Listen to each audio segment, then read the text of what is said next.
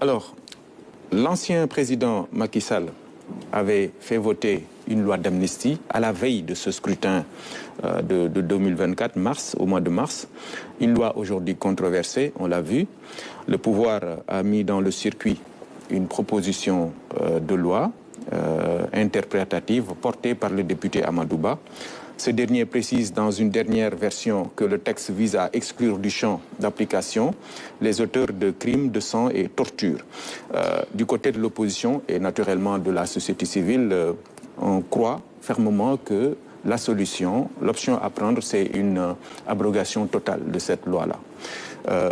Que vous inspire le débat? C'est un débat qui est très controversé et très clivant.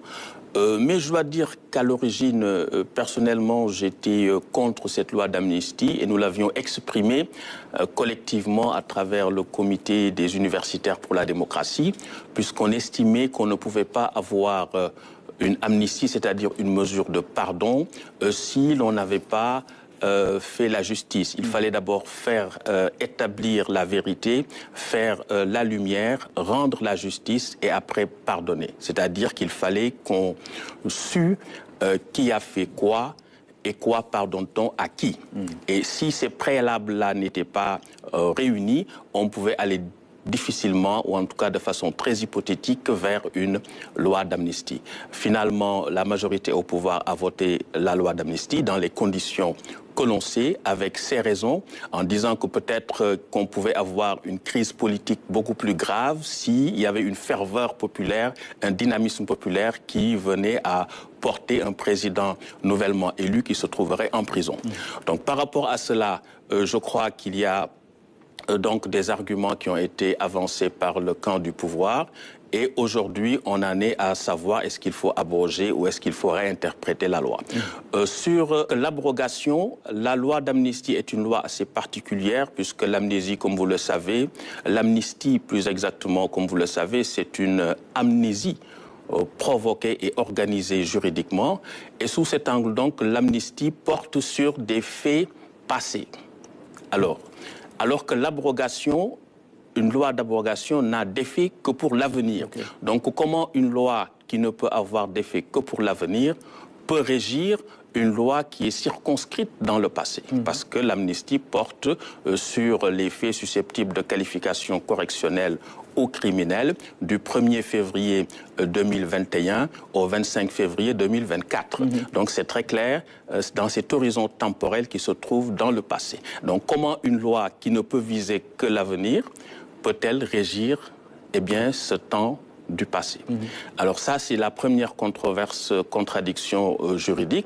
La deux qui nous amène donc au fait que si on abroge la loi d'amnistie, en réalité, on crée l'impunité, puisque en droit, la loi nouvelle n'a d'effet que pour l'avenir. Donc en abrogeant la loi d'amnistie en matière pénale, on crée une loi pénale plus sévère.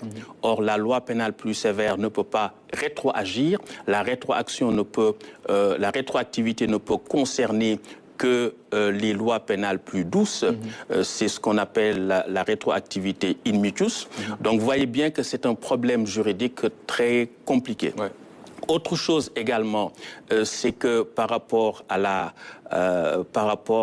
l'interprétation, il faut dire que même si l'on a tendance à théoriser que la loi est l'expression de la volonté générale, il ne faut pas oublier que la loi comme expression de la volonté générale est une posture idéologique et un postulat normatif, mais que sur le plan politique, la loi est l'expression de la volonté d'une majorité. Oui. Donc ici, on a eu une succession de majorités, et dès lors, comment une majorité nouvellement installée au pouvoir peut-elle interpréter la volonté de la majorité déchue en disant que je sais mieux que vous ce que vous avez voulu dire. Autrement dit, je comprends mieux que vous votre propre pensée. Donc là, ça pose déjà un problème par rapport à l'interprétation. Encore que, on dit en droit, interpretatio cessat in claris, ça veut dire on interprète ce qui n'est pas clair, ce qui est ambigu. Or, la loi d'amnistie, me semble-t-il, elle est claire, elle concerne tous les faits susceptibles de qualification correctionnelle ou criminelle. Elle est délimitée dans le temps 1er février 2021, 25 février 2024. Et la loi d'amnistie également, la loi 2024-09 du 13 mars 2024, eh bien, en l'exposé des motifs, précise bien que pendant longtemps, le législateur a voulu privilégier l'amnistie de plein droit pour effacer toutes les infractions sans aucune distinction. Ok. Donc c'est pour dire ça, c'est l'exposé des motifs qui le dit. Donc si l'exposé des motifs précise que c'est pour effacer toutes les infractions sans aucune distinction, là on ne peut plus dire que la loi n'est pas claire. Et dans le corpus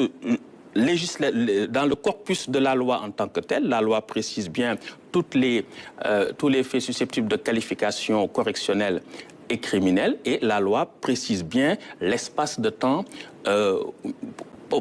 pendant lequel donc la loi neutralise en tout cas les possibilités de suite judiciaire. Donc c'est pour dire quoi? Qu'il n'y a pas matière à interprétation, c'est ça? Non, c'est clair, oui, c'est clair, parce que d'abord l'exposé des motifs dit que c'est toutes les infractions, sans aucune distinction. C'est déjà une première, disons une première clarification par la loi elle-même.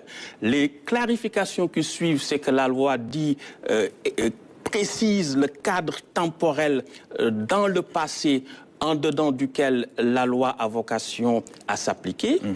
Eh bien, il y a également que la loi précise les infractions qui sont amnistiées, c'est-à-dire toutes les infractions. Et donc, dans cette perspective, lorsqu'on vient préciser la volonté de la majorité déchue, et que cette volonté vient en réalité non pas interpréter la loi, mais que cette loi vient en quelque sorte corriger la loi d'amnistie. La loi interprétative vient corriger la loi d'amnistie. Or, une loi interprétative doit juste préciser le sens de ce qui est ambigu. Or, ici, il me semble, il n'y a pas d'ambiguïté, d'une part, et que d'autre part, également, si on met en conformité la loi par rapport aux engagements internationaux du Sénégal par rapport à la Convention sur la torture, par rapport à la Déclaration universelle des droits de l'homme de 1948, par rapport au pacte sur les droits civils et politiques de 1966. Donc on met en conformité la loi par rapport aux engagements internationaux. Mais dès l'instant qu'on met la loi en conformité, on n'est plus dans l'interprétation, on est dans la modification de la loi. Et étant dans la modification de la loi, cette modification, on retombe dans les mêmes inconvénients que l'abrogation, c'est-à-dire l'impossibilité d'avoir une rétroactivité. D'accord, c'est assez complexe et donc c'est bien clair à votre niveau, mais on peut quand même comprendre, vous l'avez dit d'ailleurs tout à l'heure, si l'abrogation ne dispose que pour l'avenir, on peut bien accepter l'argument de celui, par exemple, qui porte cette loi, le député Amadouba, qui dit qu'il faut forcément que justice soit faite. On ne doit pas créer l'impunité. Oui, je suis d'accord, parce qu'en réalité, c'est très grave ce qui s'est passé au Sénégal. Il y a eu un ensauvagement de la culture politique sénégalaise. Et ça, c'est extrêmement grave parce qu'après, cela produit des effets de désinstitutionnalisation démocratique, c'est-à-dire des possibilités de dévier de la trajectoire démocratique, où cela provoque des formes d'institutionnalisation déviante. Voilà, ça c'est extrêmement dangereux parce qu'après, cela va faire en sorte que la violence va davantage s'incruster, s'inoculer, s'infiltrer dans notre culture politique, de telle sorte que ces pratiques-là risquent d'être considérées comme normales.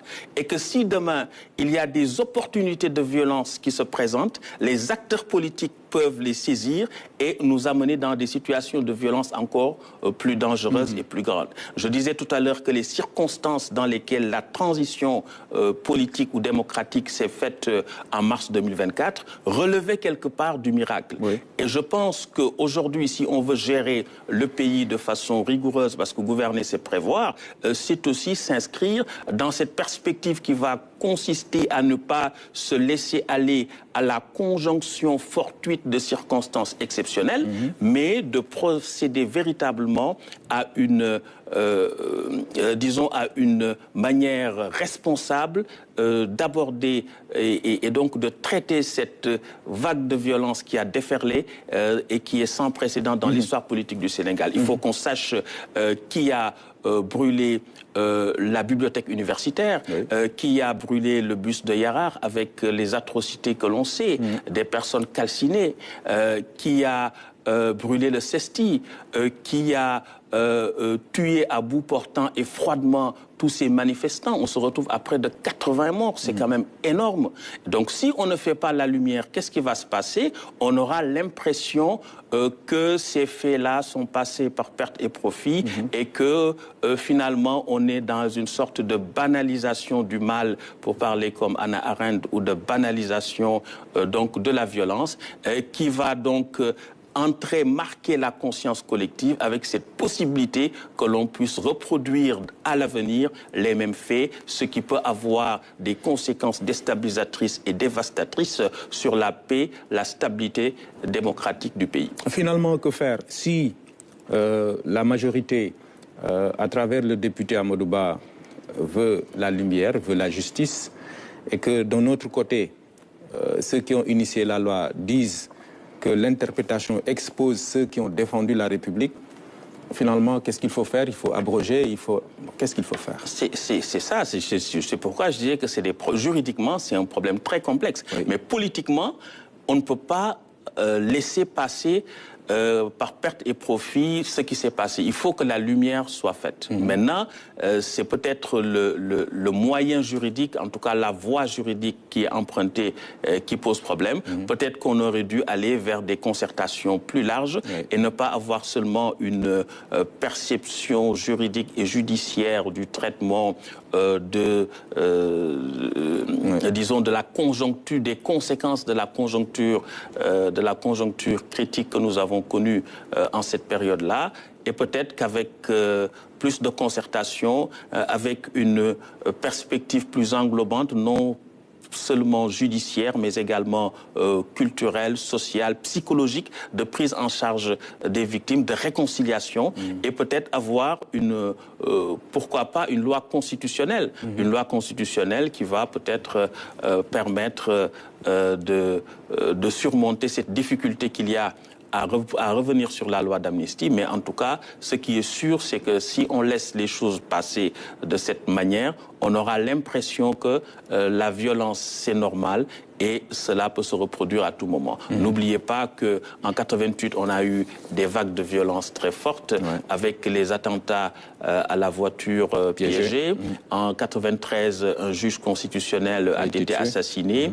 En 94, nous avons eu les événements du 16 février avec 6 policiers qui ont été tués dans des conditions tragiques. On a également les morts, la dizaine de morts qu'il y a eu avec les manifestations relatives au rejet de la 3e candidature considérée comme illégale du président Abdoulaye Wade, et cette déferlante, cette vague de violence inédite dans l'histoire politique du Sénégal entre 2021 et 2024. Donc vous voyez bien qu'on a comme une sorte d'évolution de la violence qui me semble être dangereuse et qu'il faudra stopper. Mais le droit présente des contraintes et il est difficile d'aller au-delà des contraintes du droit. C'est pourquoi cette loi d'amnistie avait été prise au forceps par la majorité au pouvoir. Et aujourd'hui, on est dans une situation assez délicate.